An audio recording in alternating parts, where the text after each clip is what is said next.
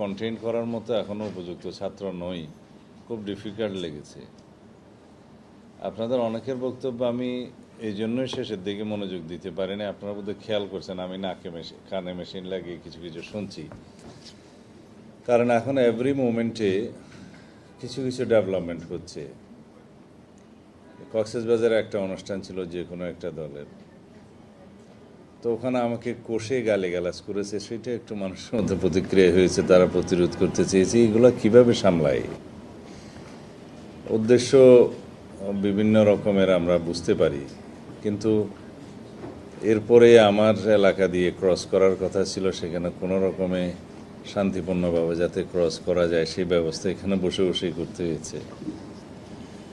তারপরে এখন ঢাকাতে যে অনুষ্ঠান চলছে সেটা ফলো আপ এবং করা, বলছে কেন আমাদের কেউ যায়নি, তা আমাদের দাওয়াতই দেয়নি, যাবে কিভাবে? আর দাওয়াত দিলেই যে যেতে পারতো এমনও তো না।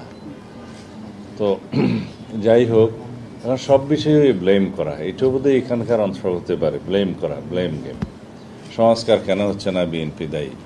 আমি প্রতিনিয়ত মিডিয়াতে বলছি, ওখানে বলছি যে সংস্কারের যখন কেউ দন্তের স উচ্চারণ করে নেয়, তখন আমরা সংস্কারের প্রস্তাবনা দিয়েছি আরও 2 বছর আগে।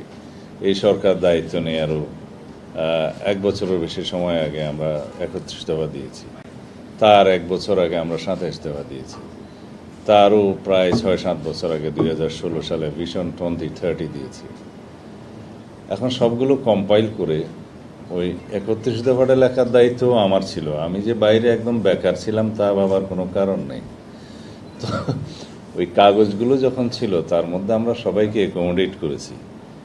আমরা গণতন্ত্র মঞ্চের 35 দফা সামনে নিয়েছি, আমাদের আগের কাগজগুলো সামনে নিয়েছি। পানিতে এত ময়লা। বিশুদ্ধ পানির জন্য পিওরশিপের ওয়াটার পিউরিফায়ার নিয়ে নাও।